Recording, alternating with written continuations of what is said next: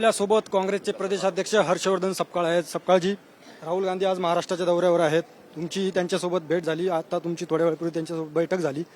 बैठकीत नेमकी काय चर्चा झाली? नाही, आजच्या कार्यक्रमाच्या अनुषंगानंच ते या ठिकाणी आले, त्यामुळे त्या संदर्भातच त्यांच्याशी जो आहे ती अनौपचारिक अशा स्वरूपाची भेट झाली आहे. काल जो मुद्दा घडला एबीव्हीपी वर्सेस एनएसयूआय जो राडा झाला त्याची काही माहिती त्यांच्याकडून घेण्यात आली का? नाही, तो हा भारतीय जनता पक्षाचा खोडसाळपणा होता आणि त्या संदर्भात त्यांच्याशी काही बोलण्याची आवश्यकता आहे असं आम्हाला वाटत नाही. नक्कीच आज वंदे मातरम गायनाचं आयोजन देखील करण्यात आलेलं आहे. या कार्यक्रमाला काउंटर म्हणून असं काय? त्यांनी वंदे मातरम जरूर म्हणावं. आम्ही 90 वर्षापासून वंदे मातरम म्हणत आलोय.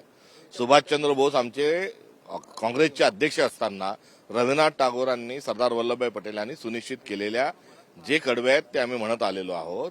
त्यानंतर 1950ला संविधान सभेने सुनिश्चित केलेले कडवे आम्ही म्हणत आहोत आणि आताही म्हणू आणि उद्याही म्हणू. आमचा प्रत्येक काँग्रेसचा कार्यक्रम वंदे मातरमने सुरू होतो.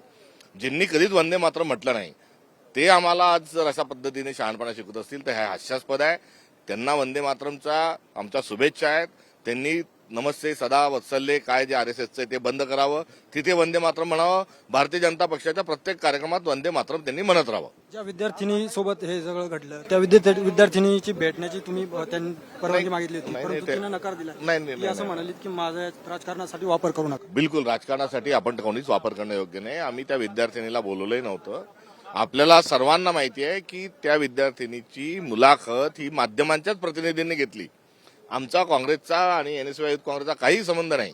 तिच्या बोलण्याचा जो आशय होता तो सत्य असल्यामुळे ती व्हायरल झाला आणि व्हायरल झाल्याच्या पार्श्वभूमीवर घडलेली घटना आहे. काँग्रेसचा त्या मुलाखतीशी तिच्या पहिल्या बाईटचा आमचा काही संबंध नाही. दुसरं बाईट ती बिचारी का देत आहे याची आपल्याला सगळ्यांना कल्पना आहे.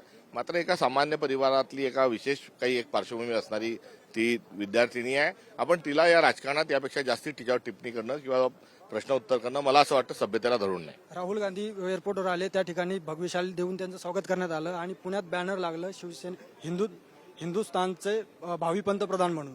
तर याकडे तुम्ही कसं बघता? नाही, भगवी शाल देणं हा काही चुकीचा थोडीच आहे. सगळे रंग जे आहेत तिरंग्यातला एक रंग भगवा आहे, तो आम्हाला प्रिय आहे आणि त्याग हा राहुल गांधींच्या रक्तात. मुख्यमंत्र्यांनी देखील या कार्यक्रमावर टीका केली आहे. ते रोज करतात आहे टीका. सकाळ दुपार संध्याकाळ मुख्यमंत्र्यांना काम नाही. त्यांचं काय काम आहे ते काही सांगत नाही. चला. कॅमेरामन मी संदीप जाधव, TV9 मराठी, पुणे.